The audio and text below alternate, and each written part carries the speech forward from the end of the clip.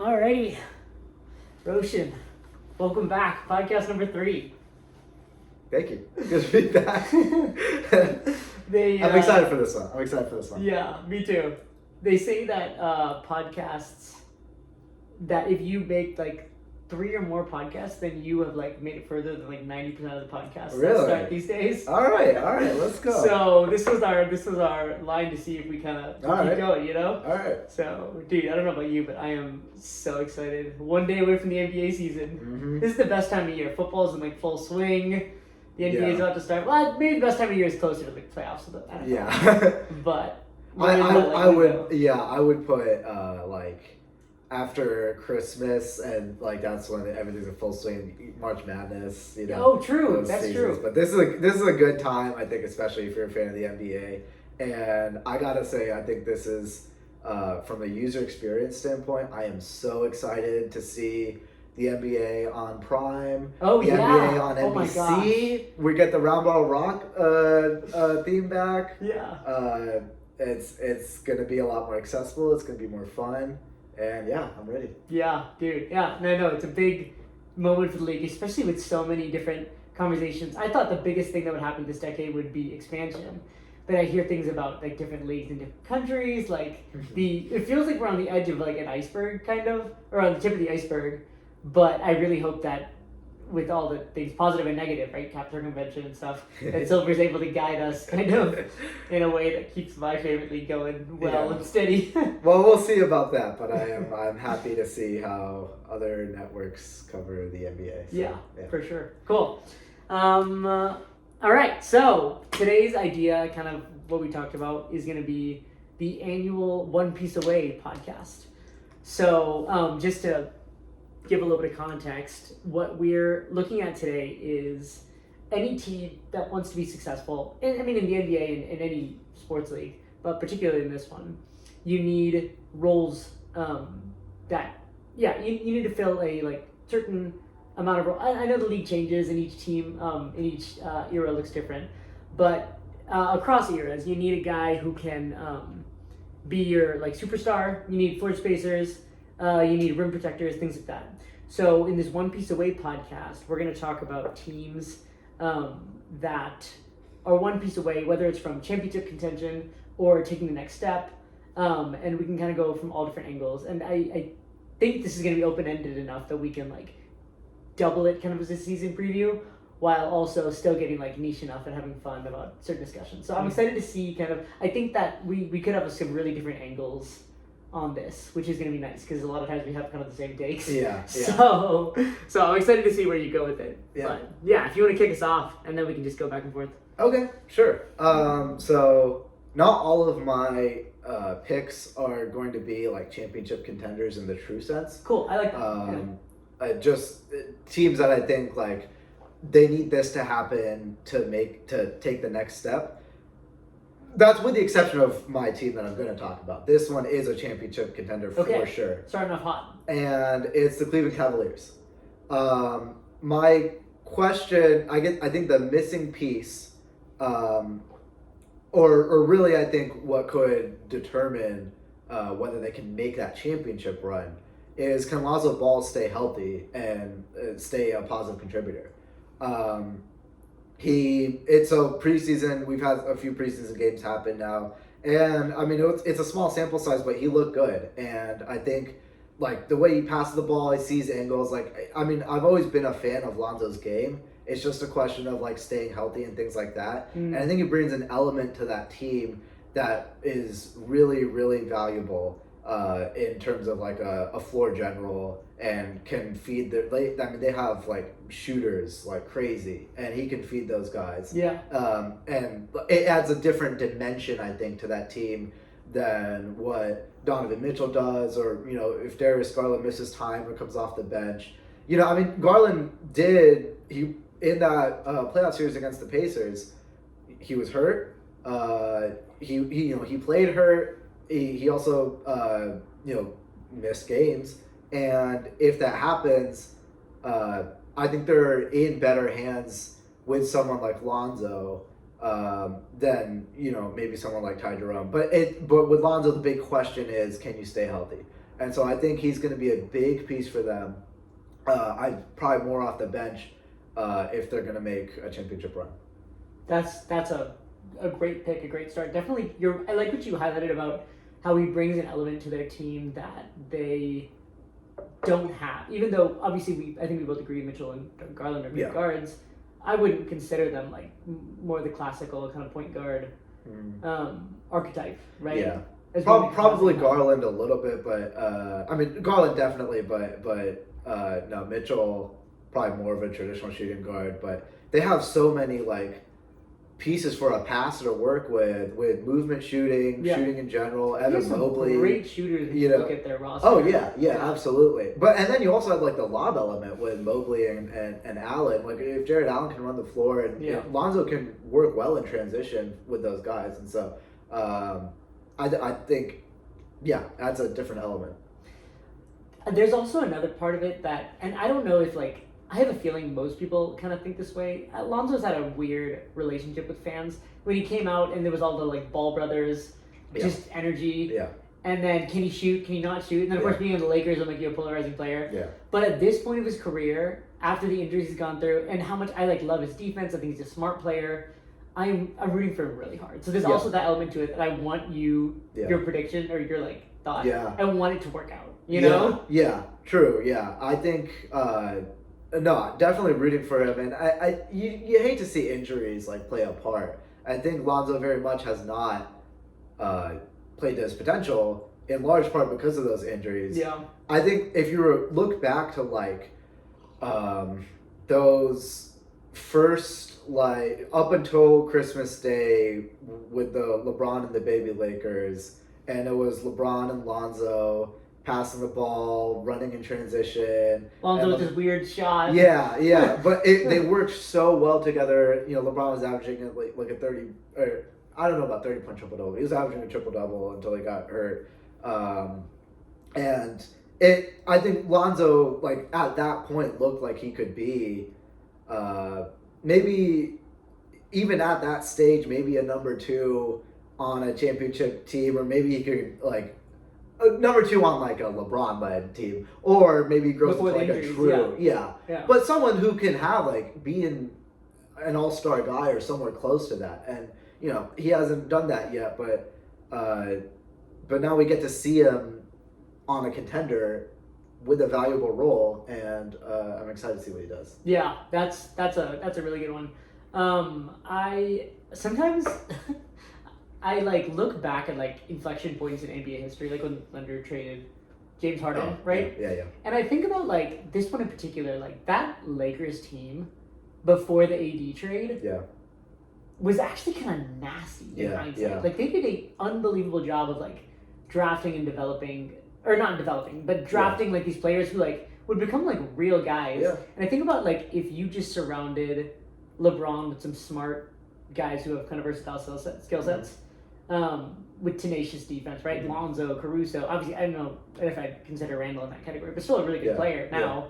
I just wonder if they. Obviously, I think making the AD trade was good. It got them a championship. Yeah. But that would have been a fascinating roster to put around LeBron and just put some young guys running and gunning. You know, Yeah. It would have been really fun to watch. Yeah, I think it would have helped if they didn't play in LA, so there wasn't as much. They didn't play in LA, you know, the expectations of LeBron, and then also knowing that LeBron would play till he's 40, which we didn't know that at the time. We thought, I thought he would have like 4 years left, maybe, or at least a natural career.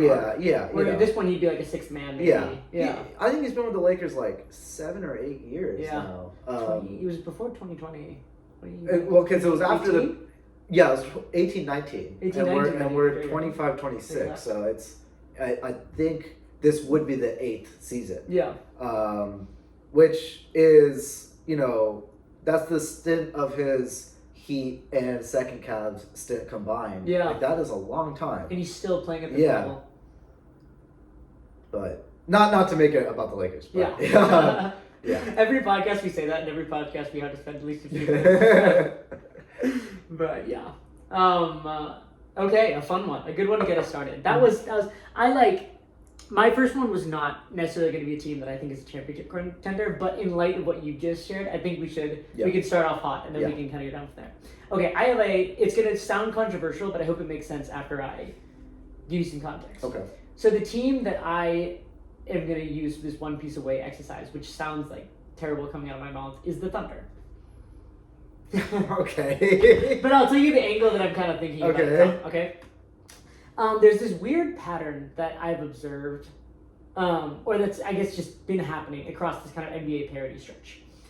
For the last few years, every time I've seen a team win a championship, usually it comes from their second guy just exploding in the playoffs, right? You think about the Nuggets with Jamal Murray having these amazing playoff runs. I think about the Bucks, Chris Middleton, that run that he had. The Warriors, Andrew Wiggins, that was the best Andrew Wiggins version I've ever seen, you know? And just like really special runs by some of these like secondary guys, because you already know what you're gonna get from the superstar. So in my like one piece away, which obviously doesn't describe them, they're an amazing team, and I have no doubt that they're gonna be in championship contention next year, right? They're not one piece away really. Yeah. But my question is that a question that I have for them, as I'm always trying to seek like the rest of the NBA is coming, like can this team stay ahead of the curve? Mm-hmm. And to me, I have no doubts about SGA. Mm-hmm. I also have very few doubts about Chet Holmgren because of the role that he's afforded. Okay. I think he's their defensive leader, and honestly, he's not tasked with that much responsibility offensively. So my question is, after what we saw from Jalen Williams in the finals, where he was a true 1B guy, just athletically a step ahead, and did more than enough to get them to win a championship. Are we going to see any potential regression from him going into next year? I know that obviously he doesn't fit the same profile some of those guys that I described because he's younger, and his defense is better than most of them. But I do wonder if next year, is this going to look closer to the 16 Warriors when they came to the next year and we're just on fire? Or is it going to look like most of the teams following their championship in the last 10 years, where if there is any regression, it's typically from that second guy and not the 1A superstar. So going into, especially probably closer to around the playoffs is when I'd be asking this, when he has to take up responsibility against the Nuggets, against the Rockets, against the Warriors, against some of these teams in the West, I am just keeping an eye out to see if I think that Jalen Williams is going to be able to maintain that level from the finals. Because we do forget a little bit. I remember in the Nuggets series, or maybe not the Timberwolves series actually, but definitely the Nuggets series. There was a few clutch shots that he hit, but there were a few moments I was like, it looks like the stage is a little big for him. Yeah. So I'm it's definitely something I've got my eye on. Yeah. So I'm wondering, what happens next year? Okay. Yeah. I mean, when you said Thunder, I was like, I knew I was getting a little spicy with it. Yeah. Well, actually a lot of spicy with it. Yeah. One of the I was gonna make a joke that my first team was the Thunder because I'm there's just so obviously it doesn't make any sense. But this is the classic Joge take. I think that you do like to be very far ahead of the curve. And, you're right, I do. And I think a lot of that means taking into account things that recently happened. But in this case, it's almost this is something that I feel like we would be asking after next season, supposing the Thunder didn't work out. And so yeah, you're right. If they lost, well, your answer to the one piece away question is the 2025-2026 Oklahoma City Thunder are the 2024 Jalen Williams away from being champions in 2025 and 2026. Yeah, I suppose you're right. Which is, I guess it works. Because you're presupposing a regression and then saying they are not a regression away from winning a championship. Which actually, no, I totally agree with that. It's kind of when we were talking about, it's funny, I think in the first podcast, we were how do the Thunder not win? How did the Thunder not win? Yeah. And I kind of fumbled around. I was like, well, I guess, one of their two contributors, one of their two, like, offensive initiators misses time. Sure.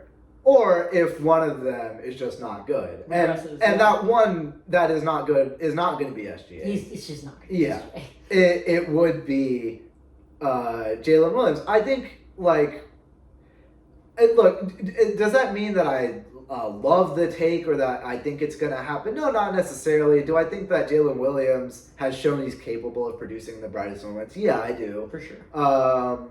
But I think that if the Thunder don't win, I think that is one question. Like, that's probably what I would put it on. Yeah. And so, no, you made a very difficult to make case, and you made it very well, I guess. So, in the course of that conversation, I knew I had to reel you back in. Yeah, I got there. But it was so. It was a little dicey there for a minute. Yeah. Okay. My next team, I think this is a team where I would say their absolute ceiling is a championship, but it's so theoretical. I think they're like just kind of are they this away from a deep playoff run. Okay. And maybe, I think maybe 2 pieces away from a championship. Yeah. Or a lot of things. I mean, it could break in their favor. Actually, I don't even know if I should be saying this in retrospect because you're wearing their shirt. Oh. And it's the Dallas Mavericks. Whoa. Oh, wow. I am excited to hear this. Yeah. Well, I mean, we haven't talked about the Mavericks yet, I don't think. No, we haven't. Yeah. And I don't know why, because they do have a good roster. I mean, they have, Anthony Davis and, like, a bunch of wings, PJ Washington, Klay Thompson. They have Derek Lively, Najee Marshall. The question is, I mean, Najee Marshall, but the question is, I think, like, guard play and how it all fits together. Sure. And that is where I think they're really, really lacking. But, like, when we talk about the Rocket, like, does that sound all that different from the Rockets team? Yeah. Because it doesn't to me. And I think with the Rockets, we went from the journey of, oh my goodness, this team is so good, but they're so big dependent. And then Fred VanVleet got hurt. And then we're kind of where they're going to be at. Mm-hmm. I would kind of put the Mavericks maybe in a similar spot as that. Except that they might actually get their lead guard back. Yeah, well, yes, but it's so thin, and that's what I'm going to talk about now. Is that their front court depth? Or backcourt depth. I mean, I was looking at it, and so Kyrie Irving is tore his ACL. He's going to be out at least till probably the start of the next calendar year, which then means that they have like. Their guards are like D'Angelo Russell. And then after that...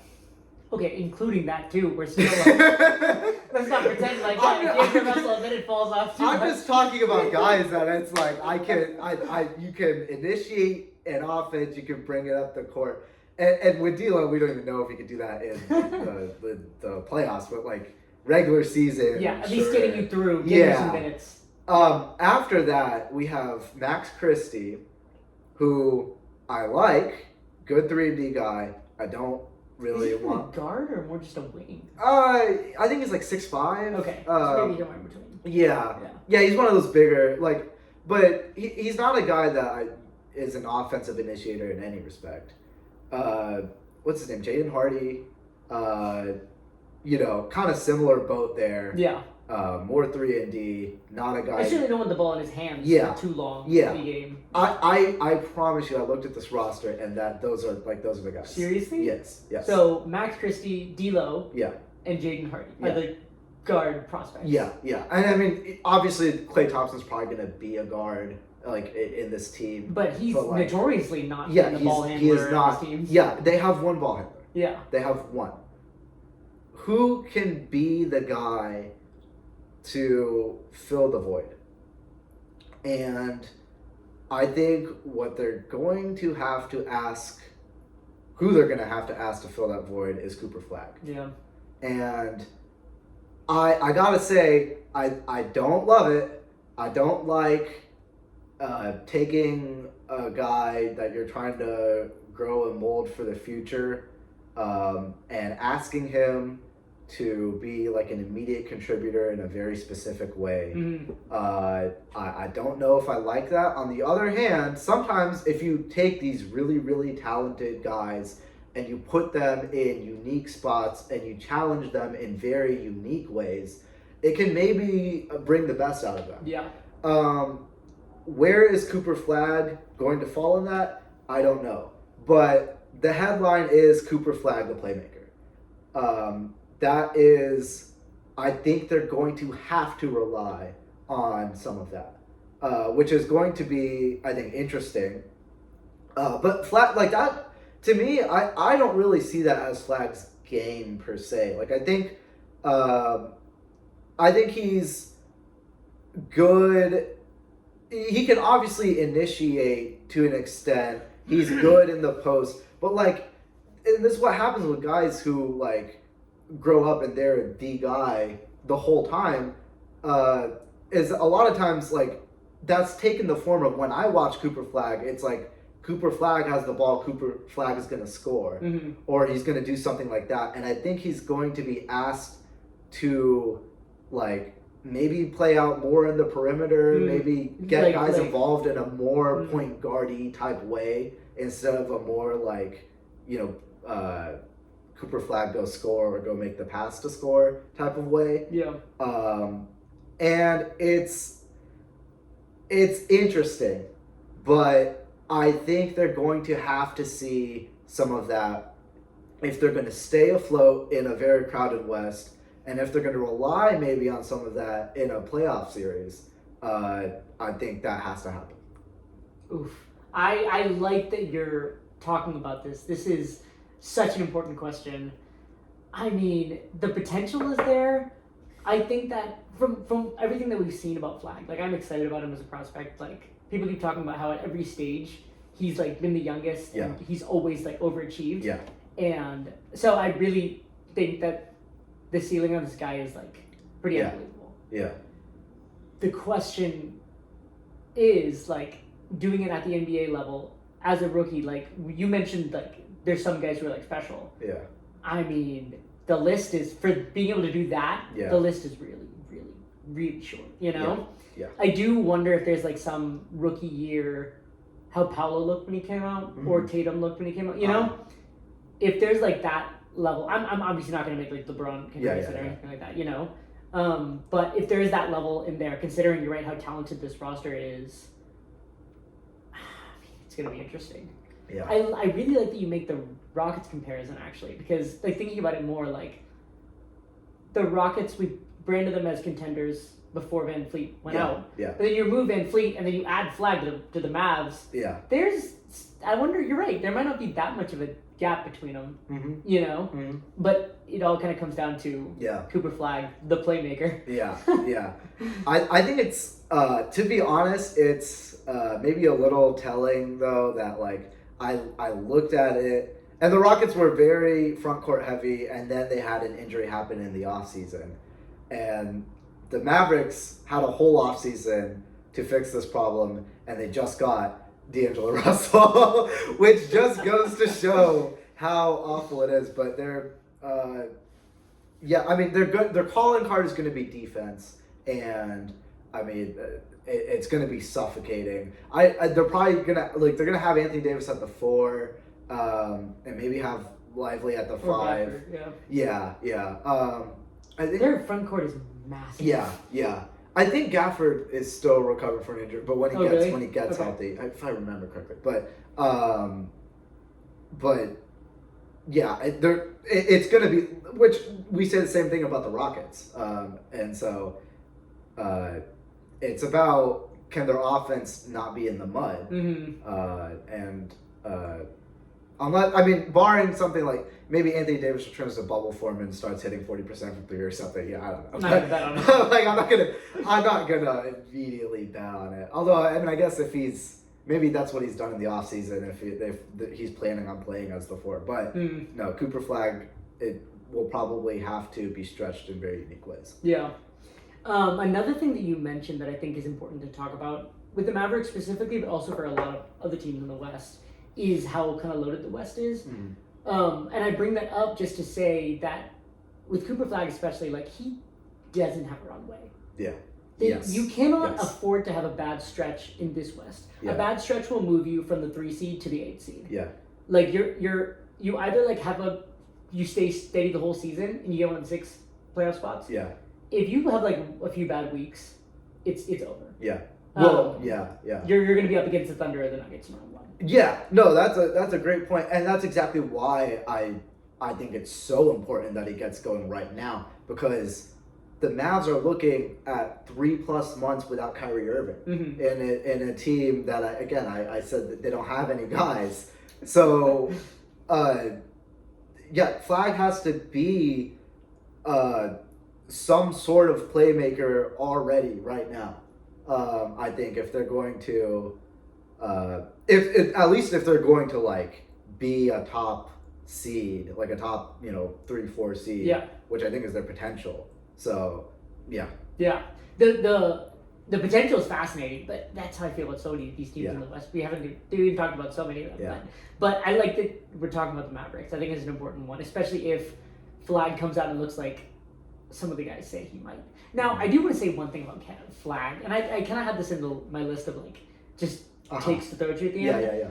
It's not a take. I think I like Flag as much as the next guy, right? Obviously, like with rookies, you want to wait and see a little bit, right? For 5 minutes, like I thought Scoop was the next great guard, right? Yeah, which I thought so too. We should do it 5 minutes. But I think Flag's potential is still great. But some of the stuff I'm seeing about him, like I'm seeing people like be like top 25 NBA player next year. I get that he's going to be good. I think he's going to be amazing as he gets older. But I feel like there's like a little bit too much hype for how good he's going to be right now. Like he still is like an okay 3-point shooter. And I think that he's developed and he's getting better. But he's not like a primary ball handler yet. Like that's like the hope that we're like talking about, you know? So I think some of the hype was a little bit like we should slow down and give him 5 minutes to. Can we see game 1 maybe? You know what I mean? Yeah. So yeah. I think that's fair. Well, and this is how I feel about like any guy that like has like those kinds of expectations. Really, my biggest thing is more circumstance than anything else. Like I think Flag is best slotted as a 4 or maybe a 3, but like this team does not have spacing. They don't have like I think Flag would be really good operating in like. Maybe give him like high post touches. I think he has great touch. He has a decent like mid-range game. He can get to the basket really well. If he's operating from that. But like without spacing, like it just seems like it's going to be really crowded. I don't know. So I don't think unless he takes on that role and excels really well in it. I don't think he's going to be a top 25 guy, but the pathway for him doing that I think is what I'm talking about. Which is really unique. One more note about Flag. It's interesting that the two things that you kind of brought up. One, that he's on this team that actually has a sneaky amount of talent, but he's still being like put into this like unbelievably demanding role.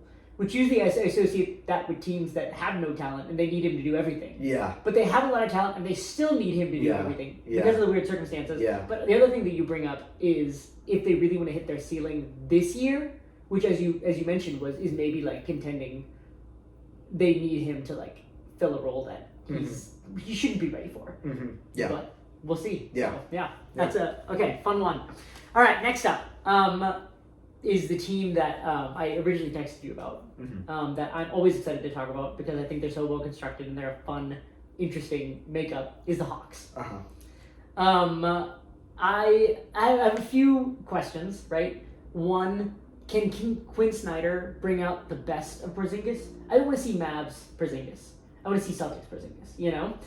So that's one. He needs to be healthy. You know, I don't want to see any pick and roll robot stuff with him. He's got too much of a diverse skill set, I think, for that.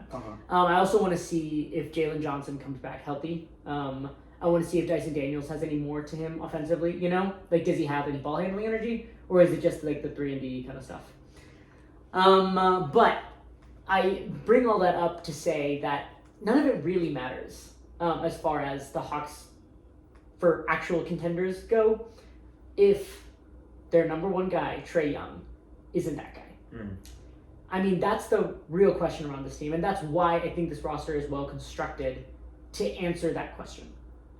He's an older player now, like he's no longer like, where's his prime? Like it's here, we're close. He has proven that he can rack up the counting stats, right? His range is great. He's a good passer. I trust him with the ball in his hands as far as possession to make good plays. He's ice Trae, like he's made some clutch shots. You know, I've seen him even make a deep playoff run once. You know, I've seen him push like not getting out of the first round sometimes, but I've seen him do well against like good teams. You know, I've seen all those things, but he never had a roster around him. I think that's as well balanced as the one that he has now is. You know, he's got depth at every level, and I am really excited and curious to see if Trae Young has it in him to be the best player on a real contender. I think that this is the year that it needs to get answered. I'm not asking him, like, I feel like over the years he's been typecast as like, because he's like not been elite in his role, he's been like, oh, could he be like Steph, just move more off the ball? Could he be like Harden, like be more efficient, you know? He's Trae Young. He's not the next Steph, he's not the next James Harden, but how good is Trae Young? And that's a question that I want to answer this year. I want to see answered. Yeah, that is a good question. I think when you frame it like that, it's really compelling, because when you do try to be like, oh, this is the team that's gonna unlock Trae Young or something like that, my answer's like no. You know, I don't think Trae Young is like, you know, one of the like the guys, like won a championship guys, but the question, I think, more than that is what you're asking, which is, can Trae Young win at the highest level? And that is an interesting question, because Trae Young is a guy with very obvious strengths and very obvious weaknesses. And this is a team that I think, and we both think, is very well balanced and very well constructed around that. You know, he's very good at, you know, offensive initiation and, you know, things of that nature, but obvious defensive deficiencies. He doesn't play well off ball. He's kind of inefficient from three. I think he takes too many long shots. And they balance it with a really good 3-and-D wings. Dyson Daniels, who just got locked up on a contract extension, you know, defensive pass, good, you know, now front court additions with Porzingis. I think it's more of a thing of like, is this the team? If Trae Young can't win with this team, I don't think Trae Young can win at all. And I anyways don't think Trae Young can win, but like, you know, we're talking about like just being a highly paid starting point guard. Like, can you win like that? So yeah, it's a good question, and he will have to do some of that. I think he has to get more efficient. Like that is number one. Cut down the turnovers. Cut down the turnovers, cut down the bad shots, and lean it. He is a very good passer. Leaning into more of that stuff, and you know, obviously the float game. You know, he showcased that, you know, in the playoffs. It's a staple. But he has to like just get more efficient and more honed in on his role. And I think that allows other guys to shine more. And so Yeah. good. Cool. What Yeah. am I excited about? All right. My next team is another kind of hypothetical team. This is one of the teams that, like, I think for the last few years, they're like, oh man, watch out for them. Like, they, at some point, they're coming, and you don't know when. And this could be the year that they finally arrive. This could be the year that he finally arrives, and I'm talking about Victor Wembanyama in San Antonio. Another great one. Yeah. Big Texas guy, aren't ya? Yeah, we're staying in the West, we're staying in Texas.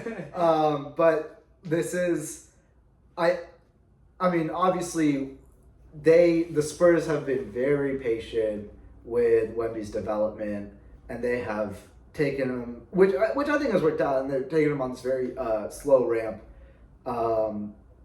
And now I think this is the year that, basically the question, I mean, I think the ceiling for this team is at least can you get to the playoffs, and then maybe from there you can be a spoiler or something like that. We've seen flashes of it. We've already seen Wemby be a spoiler, 2 years ago when he beat Nikola Jokic and the Nuggets, and that changed, the seeding, that changed the course of NBA history, really. Yeah, true. And now can we see some of that in the playoffs? The headline for this is De'Aaron Fox and Victor Wembanyama pairing powers them to the playoffs. So it's that specific pairing. Because when you watch Wemby, I think for the last couple of years, the first year, obviously they're not a good team, and they really held Wemby to under 30 minutes a game very intentionally, trying to get him used to the NBA schedule because in France they played like every weekend or something like that. And fewer games of the whole season. Yeah, fewer games. So it was just way different. They wanted to get him used to all that. He's still 19 years old. And the guard play was very bad. Very, very bad. Jeremy Zohan at point guard. Yeah. Oh my goodness. That was awful. And then last year, they added Chris Paul, they added Harrison Barnes, some more veterans. And the Spurs weren't like amazing, but they were good. And then you really saw Wemby like hit his stride. He was playing more minutes. He upped his efficiency. He upped his point scoring. He was averaging like 25, 10, and 5 steals and blocks per game. Yeah. Steals, blocks combined, I mean. And I would but at that point I would have said, yeah, Wemby's playing like a top 5 player. Then the blood clot happens, and that just kind of, it's like, oh man, So sad. Yeah, we're looking forward maybe to seeing them like, can they make the playoffs? Can they do? And then doesn't happen. Wemby's out for a while. Now, and I glossed over a very important detail, which is they traded for De'Aaron Fox, which that was okay. Here is Chris Paul's fine, but he's also 40 years old, and here's an actual real good NBA point guard. This is gonna be the best guard that Wemby's played with so far. And it's that pairing that I think people were really excited to see, and then they never saw it. We got it for 5 minutes. Yeah. Yeah. Well, I actually, I don't even know if we saw it at all. Maybe we did. We did. But 3 games. Sure. 5 games, I think. And they were still getting used to each other, I think.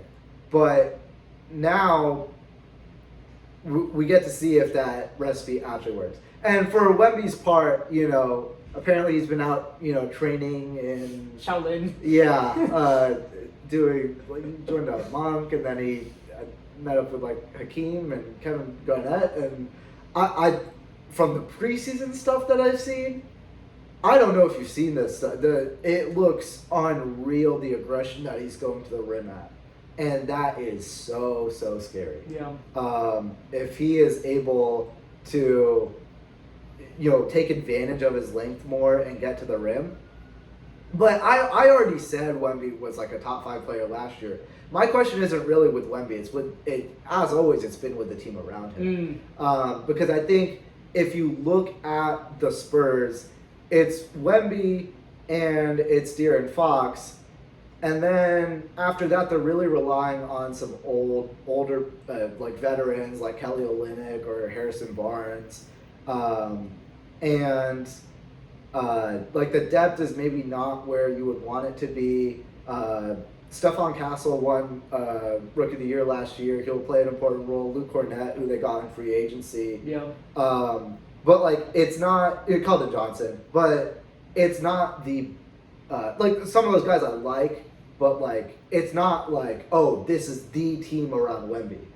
But it's gonna have to be that top pairing between Wemby and Fox that like does enough to get them to the playoffs. Because I think Wemby is just such an incredible player and an incredible talent. If he gets competent guard play, like this could be the year that we see like really full form Wemby. Yeah. And I'm not saying that like this is the best team that he's going to be on, but we're going to see a very good version of Wembanyama. And so I think the Spurs are the top pieces clicking together away from being spoilers in the playoffs. Yeah. Oh, I love that you like brought up these teams. I tried to go a little bit more niche, but you hit the nail on the head with some of them, and this is like perfect. And even the angle of like, let's not talk about Wembanyama so much as we know what he's gonna be. Yeah. Sometimes these teams, when they have like young superstars, they like take the longer approach, which as you mentioned, the Spurs have done. I'm okay with that. Yeah. But Wemby's one of the best players in the league right now. Yeah.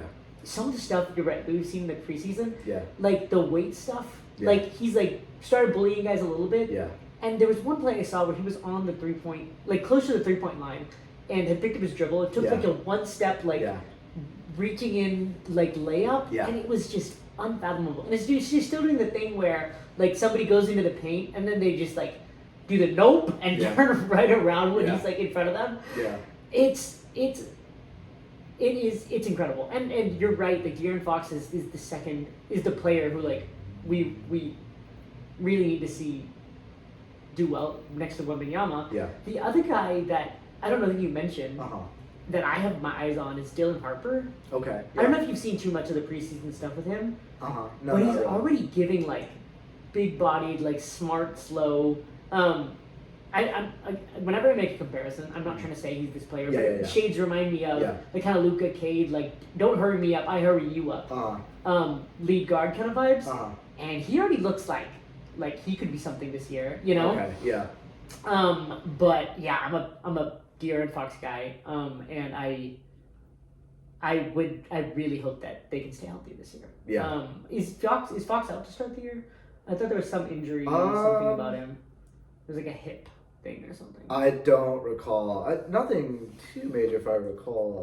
Maybe it might have just been like the first week or two. Let's but see. Fingers crossed that they stay healthy. Yeah, I think. I think he's like a little gimpy with something, but it was a hamstring injury over the off season. Yeah. He's been rehabbing it over the off season. He should have gone to the monastery with him, you know? Yeah. So you hit on like a lot of good things. I think like some of I think with the added muscle, I think the thing is you don't want to buy. I think when you're like thinking about like teams or players, you don't want to buy into the mythos too much. But so maybe this is gonna sound like too campy, but I genuinely think that what Wemby got out of doing all of that was like the warrior mentality. Not the Golden State Warrior, I mean like an actual warrior. And when I saw Wemby like just shoulder bump, I think it was Isaiah Jackson out of the way and like just dunk on him.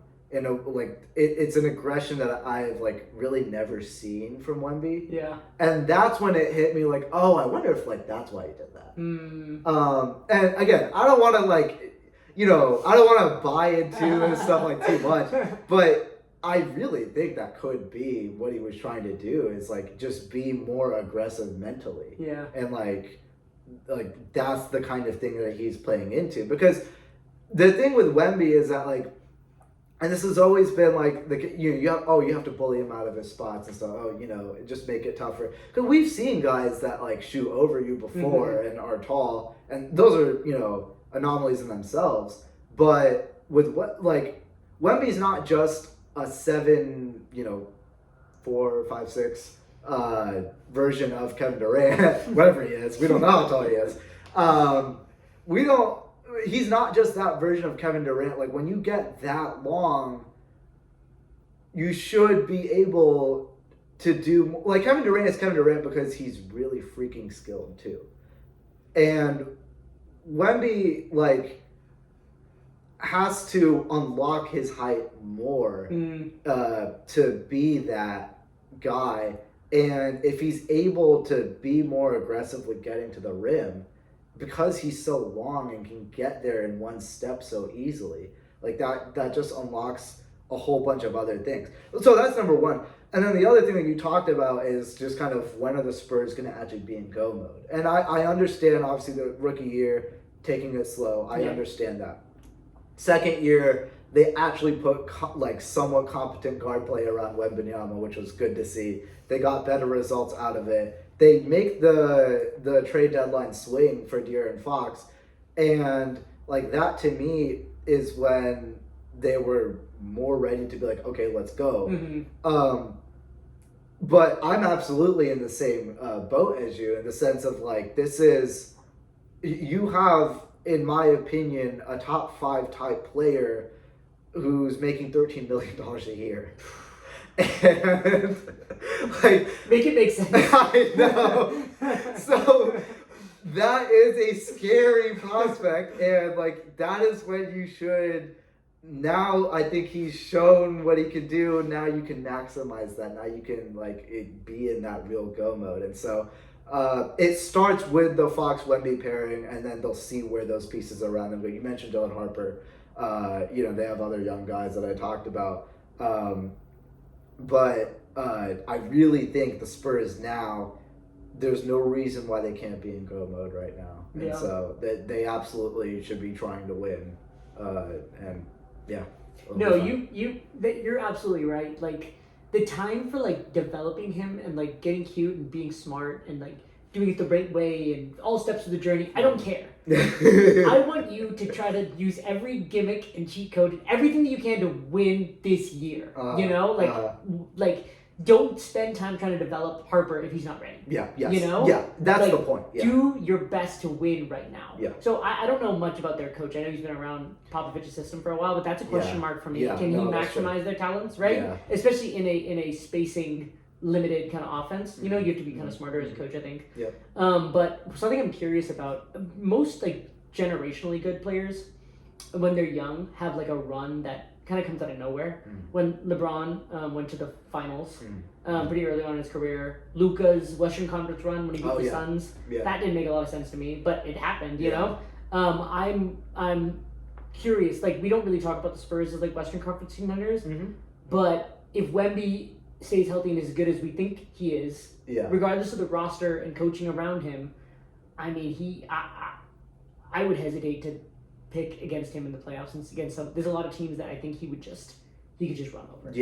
No, that's a good point. I think we could be due for like a random playoff run from Wemby, just like discovering, and the league discovering Wemby for real. I look at this roster and I really try to like make the case that they could be more than a frisky playoff team, and I looked at the roster and I can't go that far yet. But we could be looking at this in March, April, May, and be like, oh, I think you don't want to see them in the playoffs. Because they could beat anyone if Wemby's just unstoppable. So And now that we're talking about it, I think going back to your original point, you're really right about if we see like at his best Kings, De'Aaron Fox, and Wemby stays healthy, like that guy took them to the second seed. You know, I mean, he pushed the Warriors to 7 games, right? they'd be a really dangerous duo. Yeah, you know, I get to like pick it up De'Aaron and Fox. shooting. I've been a De'Aaron Fox fan. Like I mean, obviously people kind of clown on the Kings now for how they handle all that stuff, but I think De'Aaron Fox is a good player. I mean, he has such a stop ability, such speed, but he's able to like hone that in. Yeah. And he's developed his shot in the league. He's developed that some now where it's he's actually a threat to hit from outside. When he first came to the league, that was not at all a thing. Yeah.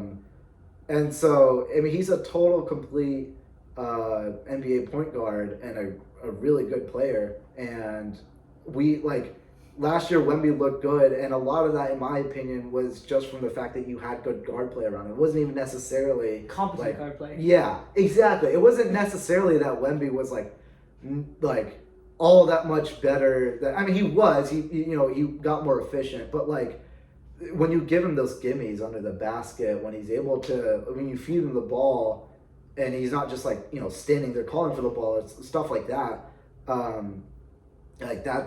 That helps his numbers in a way, but that's just what you get from competent guard play. So, yeah. Cool. You went last, right? Yeah. Okay, great. Wow, we just talked about this for a second. Yeah. Okay, so the next team that I want to talk about is a team that I'm excited about because I really believe in their lead guy for next year. Mm-hmm. But this team has had this question for a long time. I don't think they did anything to solve it this year. And I think that to get ahead of my prediction, I guess, I think it's going to still be a big problem for them. And I'm talking about the Timberwolves. Okay. And I'm talking about the Timberwolves' lack of a point guard. Okay. Yeah. Okay. All right. So I think this team has been good for years. Obviously, they went to the Western Conference Finals in a tough conference for this is the second time they've gotten there, you know? Mm-hmm. But I do think that Ant has been miscast and forced to play this kind of primary distributor role. And as much as I think Conley has been great for them, he's just getting older. Mm-hmm. He's been a liability on defense given his age, and it's just gonna get worse. I don't think that they did anything to solve it. I like some of their new young guys, right? Terrence Shannon, and who was the Dillingham that they got last year. You know, guys who are good, but this team doesn't have time to let them grow into a primary ball handler. You know, they're good enough to make noise now. Yeah. And it's tiring to see Ant dribble past half court and then get immediately mauled by the double team because no one's worried about anyone else as a playmaker, you know? Mm-hmm. So I am excited to see how Ant continues to develop and if he can develop more of his passing skills and things like that. But I'm concerned that this team just didn't do enough. Now maybe they're thinking more longer term, this is a good window, but hey, let's wait a few years and continue to see where Ant is when he's in his prime and things like that.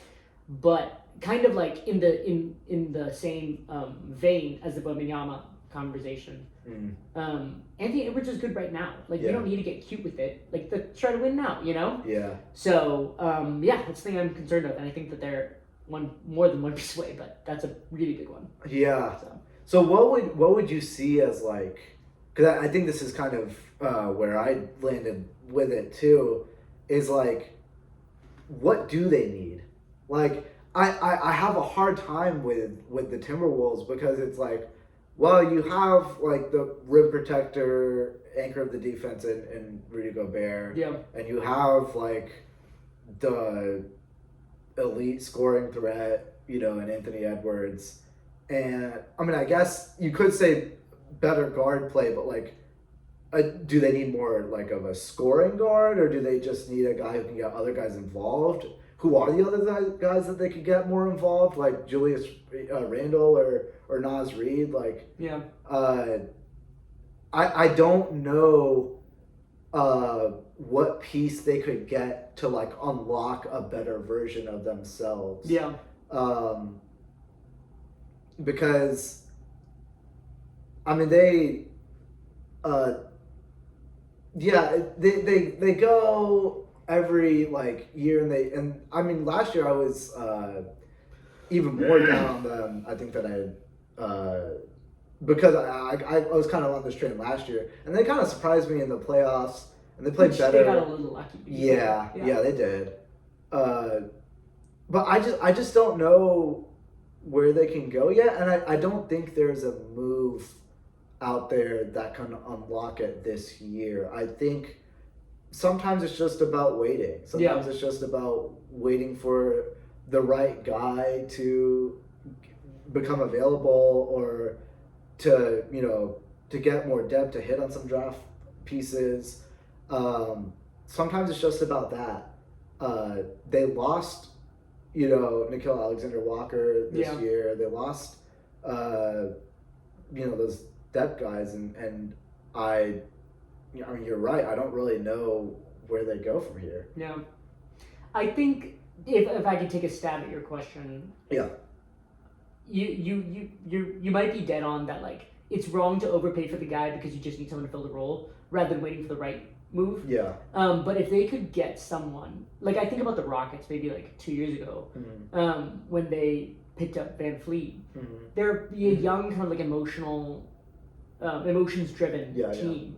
And if you can get a guy who can like just get people, I mean, very similar to what Conley does, I think, for them. Yeah. Like the Timberwolves, like, to me, are like, they're so athletic, they're so young, they're so hungry, and when it's on, it's incredible. I love watching them. Yes, yeah. But when you have guys like Julius Randle, when you have guys like, I mean, Ant, as he's getting older, he's getting better about it, but Jaden Daniels is like so volatile, so like, he just gets so like emotional in moments, Yeah. And if they had like a Van Fleet kind of character, kind of doing what Mike Conley does, just a more, a player that they can play on offense and defense, who can just keep their heads screwed on straight, I think that, I wonder if they could like better channel some of that energy. Now, you may be right that, I mean, I can't think of the guy right now, especially with how their kind of roster's tied up in the cap, right? Yeah. But I really think that unless they like change as they get older, hopefully, they're gonna need someone like that, I think, to get them to the next level. Yeah, that's fair. And I mean, we're kind of nitpicking because like, I mean, they made the Western Conference Finals twice, 2 straight years. Yeah. It's just about like getting over the hump, which, I mean, beating the Nuggets is, 2 years ago, is not a small feat at all. No. But you wonder if they can beat like those really, really good, well constructed teams. I mean, it's just OKC, but that's the one I always look at when I look at them. Yeah, which, like, the Nuggets, the year that they beat them, I mean, they were good and they were the Nuggets, but I think it was a precursor to the depth issues that they were experiencing, and then it got really a lot more intense last year. But I mean, the Timberwolves, just like, we talk about styles and how imposing your will and your vision of basketball, and the Timberwolves have a really good way of doing that. But then I don't know. Do you just like run it back, just keep running it back and seeing what happens? But or is it possible that they're like a veteran guard who's, Mike Conley was good for what he was, but do they need just a better Mike Conley? I guess I don't know. Yeah. It's an interesting thought. It's just, I kind of just see them in the same way that I did last year, where I think they'll make the playoffs. I think they'll be a good playoff team. I don't think that they're going to do much more than that. I think Anthony Edwards made a big personal leap last year with the way he shot the three, and even in the playoffs, I think you saw some development with him as a distributor, not distributor, but like can make the pass. He can, he gets doubled on a ball screen and he can like hit the short roll or hit the opposite corner or something. Those are personal development things that I think are encouraging, which makes it more baffling why it's so hard to like see the vision. But yeah. It's interesting. So I wonder. I think you're probably right that those are the pieces that is the piece that they're missing. It's just we'll see if they can land that somehow. Ideally, like Dillingham would just develop, but Yeah. I don't know. I mean, it's tough to do that in an environment where you have to play like to win. You know. Yeah, and I like him, but I think you're asking for something very high level. And for guards, it's the hardest. Yeah. Okay, so Is this your last one? yes. Okay, sweet. This is my last one, and I think this is a team that's a little bit. This is out there. Let's do it. It's one of I already the. said the Thunder. Nothing to that. This is one of the teams that they had a run of glory, and then it came to a close. And I'm talking about the Boston Celtics. Oh. So where do I think they could go? Well, obviously they had their window. They maximized it. They got the championship, and then Tatum tears his Achilles, and anyways, because of the repeater tax, they have to blow it up. Mm-hmm. They do, and now they're just kind of there. My one piece away is the piece on their team that would make them at least be like interesting in a very tough out. Maybe do I want to go more? I don't know. All right, I'm just gonna say it. It's Jason Tatum. I don't know. The guy who hurt his Achilles. Yes. Okay. So with Jason Tatum, I don't know if you've been following this, but it seems like he is genuinely trying to come back this year. Yeah, I've heard that. I haven't seen some of the workout videos. But yeah, which okay, for workout videos, sure, whatever. What if that happens though? Then you're adding like this All NBA player to the Celtics, and I think if Tatum really is trying to work that hard to get back, like, is he just gonna do it just to then, like, not be good? No, I think the team would be engaged. So it's an interesting situation where you see Tatum with a team that's not, like, this is not a very good, Tatum's been on very good teams. Yeah. This is not that. Missoula has coached very good teams, and this is not that. They're not all that bad, but, so they still have, Jaylen Brown, obviously. Jaylen Brown, Derek White, Peyton Pritchard, like, those are the main guys. And then from there, relying on maybe younger guys, Sam Hauser's still there. They got Anthony Simons. And so it's a little bit younger. It's a little bit kind of more frisky, interesting.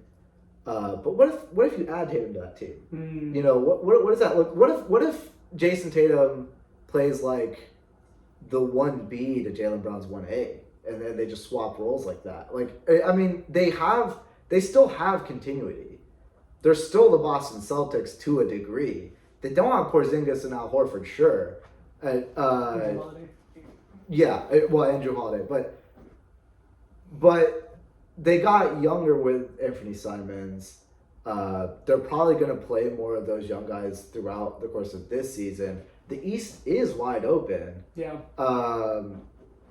If Tatum comes back, and he doesn't have to be his best version, but can he do enough to actually make them interesting in the playoffs? Wow. Yeah. No, I've heard some of this noise in NBA communities that Tatum is like recovering in a way that we haven't really seen before. I straight up didn't even notice. Really? You're just cooking. Hello. Yeah. No. Oh man. Well, I wonder what that even would look like. I obviously have some questions. Like I want to know. Whoa. Hey, Kai. Oh my goodness. We are so lucky there was nothing in that. I know, right? Just get back. I have questions about... My first question is, what does Jaylen Brown look like in a 1A role? I think he like looks kind of awesome in the 1B role. Yeah. But when you add that added responsibility, I have questions about that. I also would want to know what Tatum is going to look like after an Achilles tear. Well, you know what I that's mean? the big Which question. is the big question. Because I've seen guys come back from that and not look the same for a few months, you know? Yeah. Now that I've heard the Celtics say, like, we're not going to bring him back to his 100%, you know, but everybody says that. You got to get in playing shape too, you know? Yeah. But let's just talk this through. Mm-hmm. Tatum comes back, maybe near the start of the playoffs or around second round or something. Yeah. There's going to be Jaylen Brown, Tatum.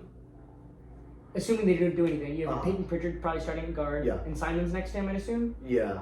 Oh, sorry, Derek White.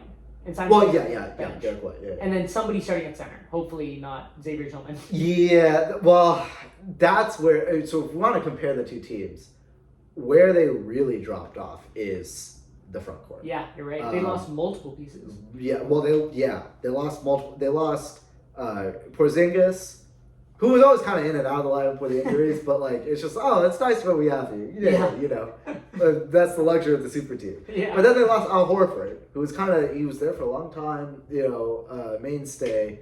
I mean, a long time being for the championship. They're contending here. Yeah. And Luke Cornett, who developed into an actual like solid rotation player in a way that I didn't really think was possible. I didn't expect that. Yeah. And so you look at who they have now, and it's, it's Niemi. I just call it Minecraft Kata because that's his nickname. But they have Kata, and they have Xavier Tillman, and certainly not guys that unless they do a Luke Cornett turn. Yeah. Who I'd expect to be starting for a team that needs to get to play or wants to get to playoffs. Yeah, exactly. So I'm very skeptical of their front court. And obviously, Jason Tatum, like he plays the 4. You know that's he. You know, from a defense standpoint, having that length matters. Yeah. You know? And so that's I think where they lose the most. I think they gained. I think Simons could add an interesting element of youth to that team because they do. I don't think the Celtics.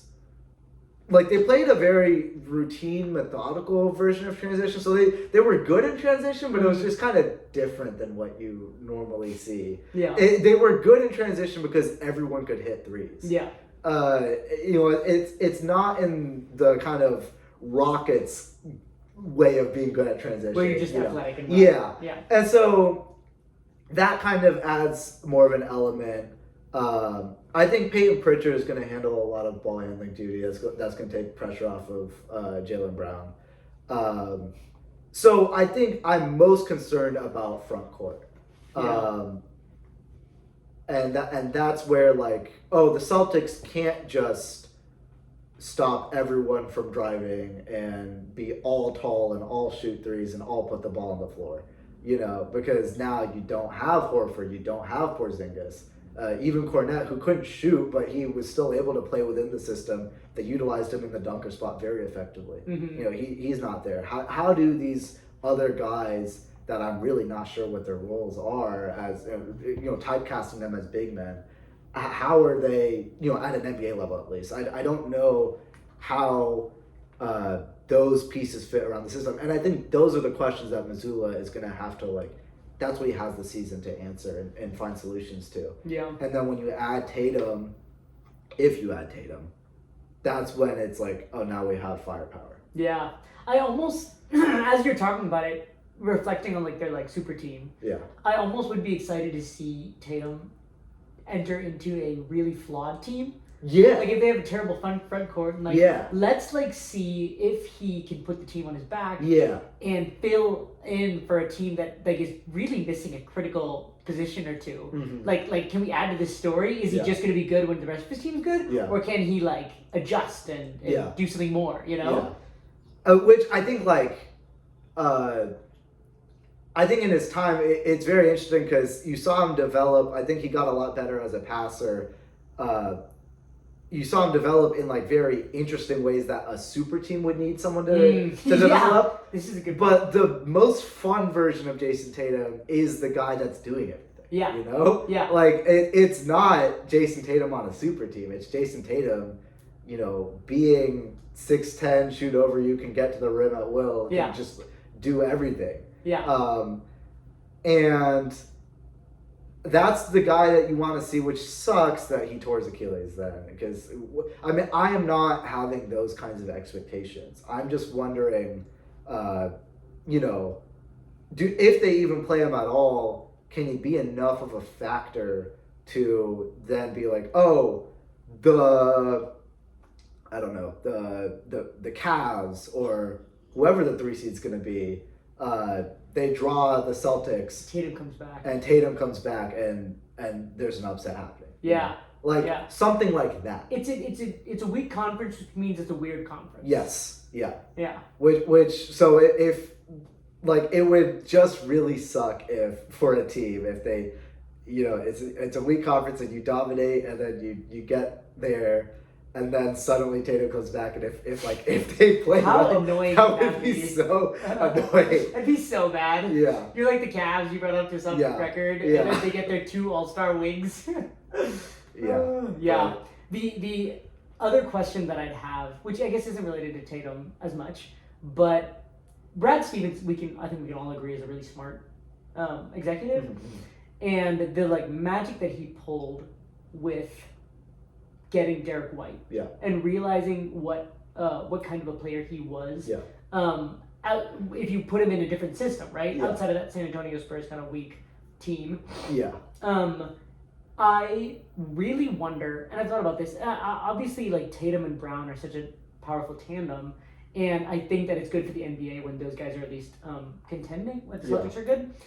And I really think that Brad Stevens, when he made the decision to let some of these guys go, he knew he's gonna have to pull another rabbit out of the hat to get a young center. Like, I'm thinking like someone like maybe Jalen Duren's age, maybe if he sees like something like a Mark Williams, like something, obviously he just got traded, but somebody who in his current position isn't being maximized.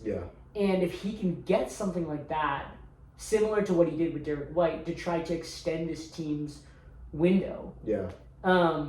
He's always been really frugal with using his first round picks, but he's so smart. Like what he did with KP, what he did with Derek White, even what he just did with Drew Holiday and Anthony Simons. So if I was another executive, it's the same thing with Sam Presti.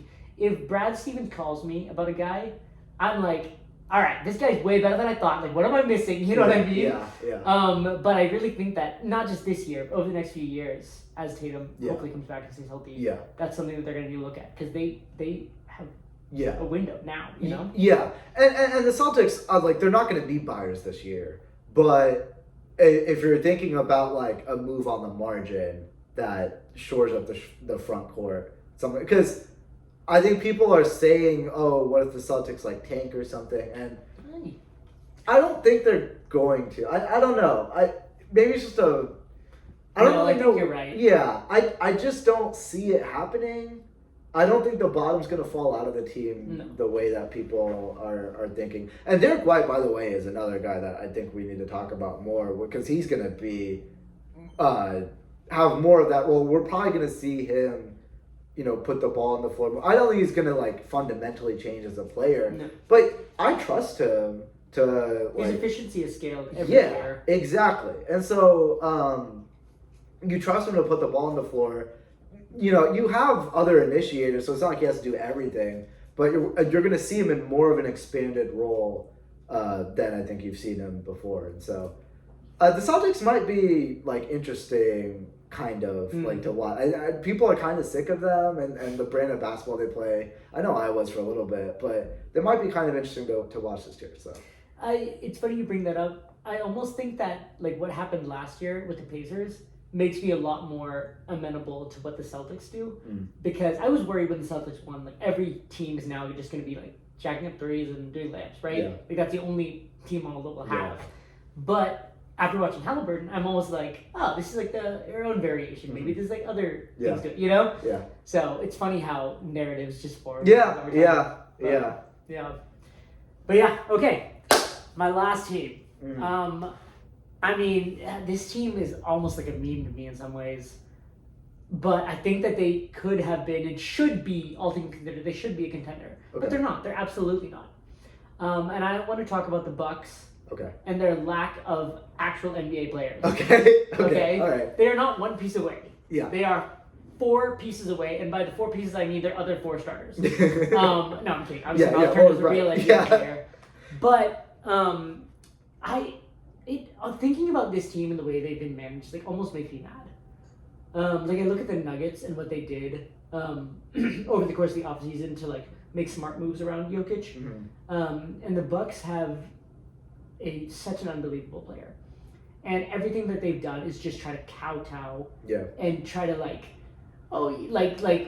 teacher's pet, just beg Giannis to stay instead of actually, like, having some self-respect and treating themselves like a real franchise and understanding that they have, like, fans and people who love them outside of just one player. And while keeping Giannis is, like, obviously so important, like, there's more to running a franchise than just giving someone the keys and bowing down to them and trying to, like Giannis isn't even, like, that guy who's, like, super dramatic all the time. Like, but there's still some of the moves that they make. I mean, their starting guards are Gary Trent and it's AJ Green. AJ right? Green. Yeah.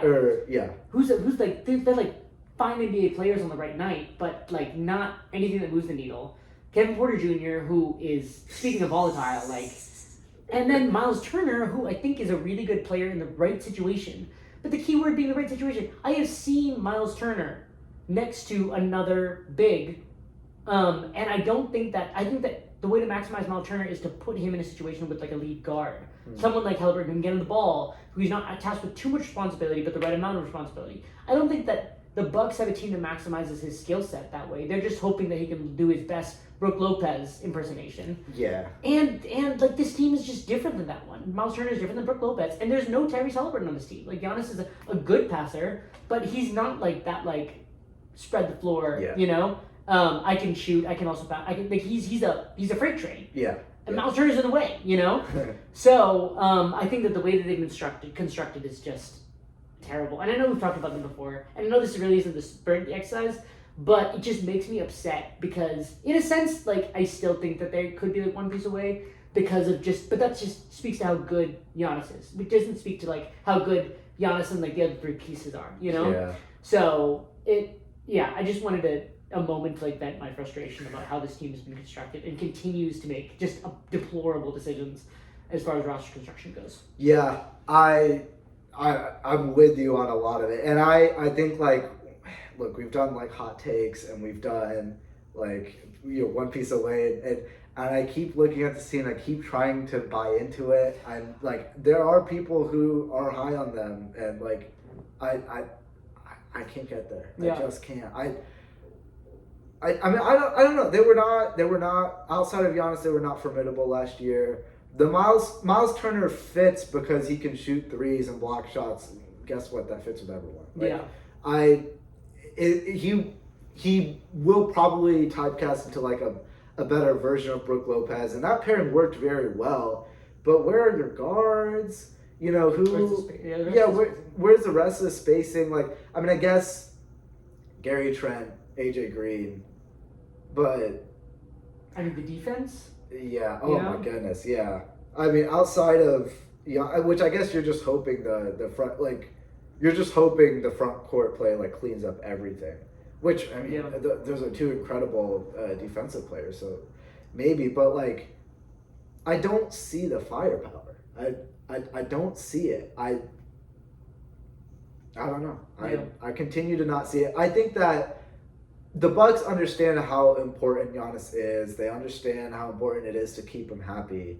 But Giannis wants to win, and they need to be doing moves with that in mind and not moves just to make him happy. This team has run its course, I think. Yeah. I mean, I think we haven't put a lot, like, put this on the record type stuff, but I think it's pretty clear that if the Milwaukee Bucks are, like, actually, like, seriously good, interesting team, color me shocked. Like, Yeah. That's all I have to say on that. I don't see it. it'll be sad watching Giannis have a very good year on a very bad team. They'll probably be in that like 6 to 8 range probably, but yeah. Another thing, and it almost makes me sad to say this. I can't believe I'm saying this, but the truth is, we've seen a lot of great years from Giannis, but of all the great, like, and I mean superstars that we have in the NBA, right? There's only like 3 or 4 of them. Giannis is the easiest one to scheme for. Oh, you think so? Yeah, I think so. I think I think about like my top 4 guys, right? Jokic, SGA, Luka, and Giannis. You need almost more than the others. I think that you need the right pieces around him, because when you have like the build a wall, and then he's the only one of those who like can't shoot threes as much, and I think that it's happened before where you get to the playoffs, and almost every time he's gone to the playoffs, even as like a high seed, you can introduce like wrinkles that have like the truth is he's gotten eliminated in multiple round 1s, you know? He's gotten eliminated in multiple round 2s, you know? And even the year that they won a championship, like I had some questions about that run, you know, Kevin Durant's toe and things like that. I'm not trying to like knock Giannis and the amazing player that he is, but more than the others, I think you have to like have the right roster around him. And more than the others, he has the worst roster around him. Yeah, So, I guess I would just say that in a different way, that I think Giannis has the most obvious deficiencies. Okay, yeah, that's but maybe a bit more. Same way of saying what you're saying, I think. Like I mean, I think, look, it's fair that a guy can't do everything. Yeah. Right? Like that, I don't think that's necessarily a knock on Giannis, like in any real kind of way. No. But at the same time, I do think that Giannis with a bad team might do okay in 82 games, and that's not a 16-game strategy. Yeah. And I think that's exactly what you're speaking to. Yeah. With teams being able to game plan around that. And look, I don't have any question about Giannis as a playoff performer. I mean that game 6 50-point. It is one of the greatest playoff performances I've seen. But I'm not questioning like anything like that, his heart, whatever. But you have to have the pieces. Yeah. And I don't believe in the team and the roster construction and really even the coaching. So. Yeah, I like the way you said it. It was much less dramatic and controversial than that way. But yeah, so yeah. Okay, those are our 8 one piece away teams. We had a few honorable mentions, so maybe we can. What time are we at? 1:20. Maybe we can just run through them. Okay. Quickly, All right. and see if we have anything more to talk about there. Okay. Goodness, you know, who are your teams? Well, one of them was the Mavs. No. I mean. Teams that we talked about. Yeah. The Thunder, the Hawks, the Timberwolves, and the Bucks. Okay. And you had the Mavs, the Spurs.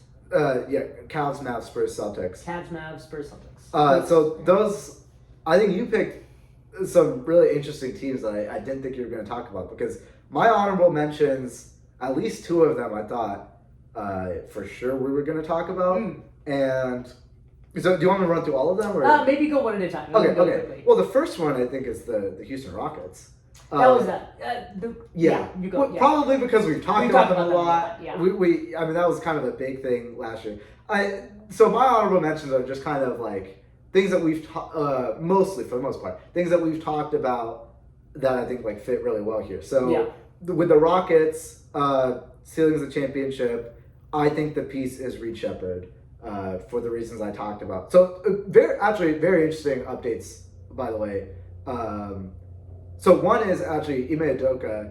Let me just see if I can pull it up. He announced the starting lineup. They play the Thunder in the season opener. Yeah. And he announced tomorrow night, right? What did it say? 21st of that? Oh. Yeah. Yeah. No. I think you're right. Yeah. So, the starting lineup is Amen Thompson, Kevin Durant at the 2, Jabari Smith, At the 3 is wild. At the 3. Most people thought he'd be a center when he came to the NBA. Yeah. Yeah. Şengün at the 4, and then Steven Adams at the 5. That is my Şengün at the 4 is laughable. Like, Yeah. he is such a center. Like, come on. So I think when I was kind of slotting like what is the Rockets lineup, I should have figured they would stagger Reed Sheppard. Mm-hmm. They're not going to start a 21-year-old, you know. But Kevin Durant at the 2, I think is a move that I think is good. I probably would have put like Tari Eason and then put Şengün at the 5 instead of having Steven Adams in there. I would have had Steven Adams coming off the bench. But you know, that's none of that's really important. What it speaks to. Oh, also, I think it's going to be the tallest starting 5 ever, right? Yeah. So, well, that'll be interesting to see on NBA court. Wild.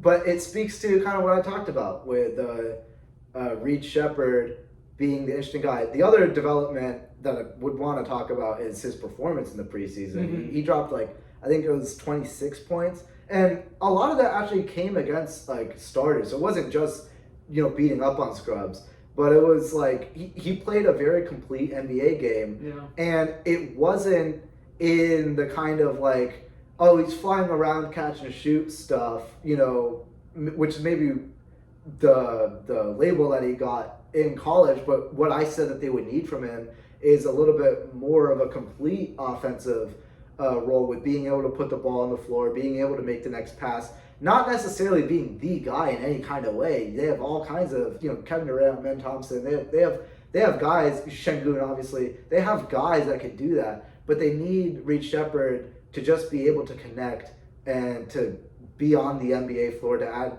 some spacing. That is the piece that I would really highlight. I think the combination of the starting 5 being announced and the preseason game Reed Sheppard had, just wanted to touch on it again. But. Yeah. I mean, this is they were the most obvious one piece away team. Yeah. In a lot of ways. Yeah. And we already talked about them. But yeah. I mean, they fit this exercise in yes. glove. Yeah. Which is why I didn't put them in my 4. It's Yeah. But. So, yeah, okay. The other one I wanted to talk about was, and this was a team that I really didn't have the guy for it, who's the one piece away. I don't know. It was the Lakers, just defensively. Oh, yeah, that's a good right? one. Yeah. Obviously, they've added a center. And, I mean, I don't know how good it's going to be. It's clear that they're building their team for a few years from now. They don't really care about next year, in my opinion. And they lost their, best defensive wing in Dorian Finney-Smith. Yeah. And we've touched on this multiple times. I really don't think Marcus Smart's the answer or the only answer that they're going to need. I'm worried for them next year. Yeah. I really am worried. Yeah. That was my next one. A lot of this exercise was me trying to talk myself into a team, and the Lakers were one of them because we actually I don't think we have explicitly talked. We talked about. I think LeBron and what ended up being. By the way, we got. Just in case, man. Just in case. Yeah. But, LeBron. Look, people are having takes. LeBron, get your bag. He doesn't care. But I was trying to talk myself into them. I did look at them. The piece that I identified. Was Marcus Smart in terms of what are they missing from last year, and can Smart provide that? Mm-hmm. I think JJ Redick hopefully he can adapt. I don't think he's going to be super stubborn. I think he probably knows that he did not play the playoffs very well. I hope that he leans into kind of the more depth. He is a guy that demands a lot from his players, and I think a more reasonable coach would also Rick Carlisle, demands a lot from his players and then balances it by then playing a lot of players. Yeah. And I think JJ Redick just didn't play the margins correctly. Yeah. But the reason why I didn't pick them is because I don't. There's what I think they'll be is one of the lower level West seeds that can maybe win. I was really surprised that they lost the way they did against the Timberwolves. Maybe they won't do that again like that, but I don't see them, beating the. I don't see them really even standing a chance against the top teams. Yeah. The top 3 teams really. Maybe more than that, but so that's why I didn't pick them. But yeah, cool. Who's your next one? Yeah, my next one.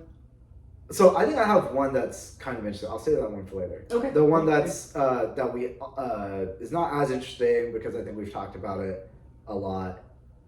Is the Pistons, and that's Kate Cunningham. Literally just stealing your take with the Hawks. MVP thing. Yeah. Well, with the Hawks, and then last time with the can they? We both had the take. Can they go on a deep playoff run? You talked about Kate Cunningham having like an MVP type season. I just put that together and said they're one piece away from a deep playoff run, and that piece is Kate Cunningham MVP season. So you like ChatGPT summarized us. yeah. So no need to even say more on it. Go watch the last one because we don't need to rehash things. But yeah. Yeah. Okay. Good one. I mean, the I had 2 more. One of them was the Mavs, which we already talked about. Okay. And the last one, and I'll save yours for last because they're probably more interesting, is the Suns. And it's not my God! It's not even that the Suns are one piece away. It's kind of similar to like my Bucks take. I just want to talk about the Suns. Okay. All right. I think that the NBA should fine the Suns for mismanagement of their team. I don't know if I'd be more mad. Like, there's a few franchises that I'd be a little bit depressed rooting for right now. One is the Bucks. One is the Jazz. Probably the Nets. And another is the Suns. Okay. And I just want to talk about the move they did to sign Mark Williams, trade picks for him, and then to draft Malawach. Who, like, these guys do, like, the exact same thing. They're both young. Like, we're not talking about, like, a 30-year-old center and Mark Williams. Yeah. They're both young. If you think one of them is the future, then why'd you spend 3 draft picks on the same position? It just makes me upset when I, like, hear that, considering that they really are more than one piece away. But I even like what they did with the KD trade. Like, Dylan Brooks, he's a guy who gives you an identity, you know? He can shoot some threes. And then you have, like, Booker, who, like, maybe he can find his Olympics form again. And then Jalen Green at least is an interesting piece. You can trade him for something maybe. Oh yeah. But then they have like a center. It's like, fine, I got you. Then they got a second one. It is similar to the Bucks. It just makes me mad that I'm watching this team do this with what they have. So it's just something I wanted to talk about. Not really fitting the exercise. Sure. Yeah. All right. Yeah. Obviously, there are several pieces away from nothing. Yeah. Makes sense why they're not in the actual. One piece away from mediocrity. Yeah. Well, I wouldn't even say that. But, maybe the thinking is they have a guy with really bad health issues and then another guy's a rookie. So between the two, you get one center. Yeah, exactly. Yeah. I have no Suns analysis for you. The Suns leadership don't have any Suns analysis for us either. Yeah. I think Booker, I think that's another thing that we could talk about as far as being sad about guys. Like, I think Booker was on a heater a couple years ago in a very exciting way. And I don't know. He's just going to be there. Yeah. Katie's part of multiple trades at this point that keep me up at night. If the Suns had kept that core with their chemistry going, I really wonder, like, what the West would look like now, you know? Mm-hmm. Yeah, true. All right. The Brad Beal trade, the Brad Beal everything just destroyed everything. I don't know why I did that. That was annoying. My team is a team that I think we started this podcast series off talking about, and then obviously haven't said very much about them for very obvious reasons. My favorite team, the Indiana Pacers. Ooh. You hit both of the big 2 in the East. The Celtics and Pacers. Yeah, true. Well, and in this case, my piece is very obviously not Tyrese Halliburton. My piece is, and I think. Well, really quickly, have you heard anything from that? And like, is he progressing well in his? No, he's not gonna. Yeah, but no, sure. Okay. Like most people. No chance. Yeah. Okay. Yeah. That's fine. Sure. Okay. Sorry. Go back to. I think. Look, the Pacers have an identity. They play hard. They're well coached. They're deep. They're missing the guy that makes it all fit together.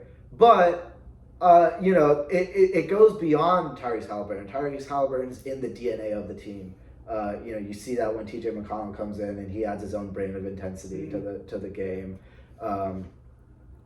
But what they are missing is, offense, right?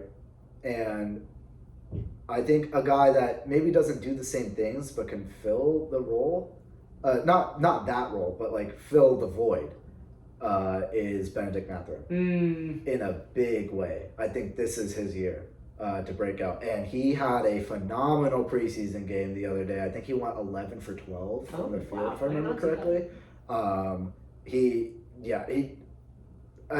Incredible player. Like, he's super skilled. I think he sometimes can get in the doghouse. The thing with Ben Mathurin is that he is one of those guys that he likes to ISO a little bit, and he kind of plays that like waiting game, that like, the hesitation, the jabs, and that's not how the Pacers play. The Pacers, you catch the ball, you make a pass. You catch the ball, you put the ball on the floor. I think Mathurin actually has done better at playing in that style, and he's obviously taken on like a role in the team. But I think this is the year that we probably let Mathurin do a little bit more of what he wants to do. And the guy has potential. The guy, like, it would not shock me. 25 is probably too high, but he's going to score more than 20 points per game. And so the Pacers are still there. If Mathurin can do that, I think spoiler in the playoffs is where I see them being, and I think I'm probably higher on them than most people out there. And so that was my. Well, I don't think we're going to like do more than spoiler type role in the season, but there's probably people out there who don't even think we can do that. Yeah. And so I say we because I'm sorry, I'm not going to say we. So yeah, that's my piece. Yeah, that's a really interesting one. I mean, Mathurin he was an impressive athlete in the finals. It's funny because when you started talking about them, and I think this speaks to like how underrated their core is, that people don't realize like how many good young players they have. I thought you were just going to talk about Andrew Nembhard. Oh yeah, Yeah. Well, because he is absolutely going to be slotted into that Halliburton role. Yeah. Point guard role. Point guard, yeah, and kind of the stuff you saw when Halliburton went down in the Eastern Conference Finals 2 years ago, and what he was doing against the Celtics. Like, that's going to be another player that's going to be interesting to watch this year for the Pacers. But yeah. I went with Mathurin for that. Yeah, and it was good because maybe as far as like athletically, Mathurin's ceiling might be higher, but I'm such a big Andrew Nembhard fan, and I think that I like really trust in Rick Carlisle to like realize that this next year this team needs to look different, because when you found the entire identity of a team on one player's ability, you can't just expect Nembhard to be able to make outlet passes and penetrate the defense and immediately swing it out and do like Halliburton's like inside outside 3-point shot, like hand it to Turner, get it back, hand it to Turner, get it back. He's not the same player. Yeah, no, he's not. But I really trust in Rick Carlisle's ability to like craft a system that at least for next year can like work. And I think long term, and hopefully this will give you more hope as a Pacers fan, I think long term Nembhard having just more opportunities on the ball is never not going to be a good thing. And if Mathurin like plays up to his potential, like. Yeah. In 3 years, this might all be just good reps for them. That's true, and yeah, you're definitely building for something. And I think I could talk about the Pacers for a while. I'm trying not to go too long, but I think those two pieces can work very well off of each other. And what I talked about earlier when we were talking about the Lakers and kind of how Carlisle understands that you give a guy an assignment, you hold him to the task, but you can't like demand absolutely too much out of him. And I think that's kind of something that you need to manage with Andrew Nembhard, because he can be an initiator, and he can take more of an offensive role. But he's also a really, really good point of attack defender. And you Yeah. can't ask him to do all of that. Mhm. You have to, because we're not going to decrease our physicality. You know, we're going to keep all those things up. And so at a certain point, when you ask someone to do more on the offense, you're going to expect them to take a little bit of a step back on defense, which is why I'm putting Ben Mathurin in the spotlight, Mhm. because I don't think Mathurin has the same kind of defensive chops, but he offensively, if he can fill more of that role, such that it allows Nembhard to maintain that that point of attack defense. Yeah. That's kind of how I see those two pieces working off of each other in on the Pacers team. Yeah. And one more thing we should mention that you talked about before, Mathurin is currently extension eligible, is that correct? Yeah. Today's the deadline, and I Today's haven't the- checked my notifications in the last hour and a half, so I have no clue if that's happened or not. But Okay. And if it doesn't, he'll just continue to play the next year on his yeah, contract. he'll play the next year. So he on. reaches restricted free agency. Is that correct? Should be. That's what I think. And they'll get a chance to work out the deal. I don't remember actually. I don't know. Okay, cool. We'll take a look. But that's just something to watch out for. Is Yeah. that he's playing for like a new Oh yeah, contract. absolutely. So, Yeah, contract year for Mathurin. So yeah, Yeah. absolutely something to watch out. he doesn't strike me as someone who needs more motivation, Mhm. but it's something Yeah. to see. Okay. Yeah. Cool. All right. That's But it. yeah, we had a lot of stuff to talk about. Yeah. Yeah, I mean, season opener. Yeah.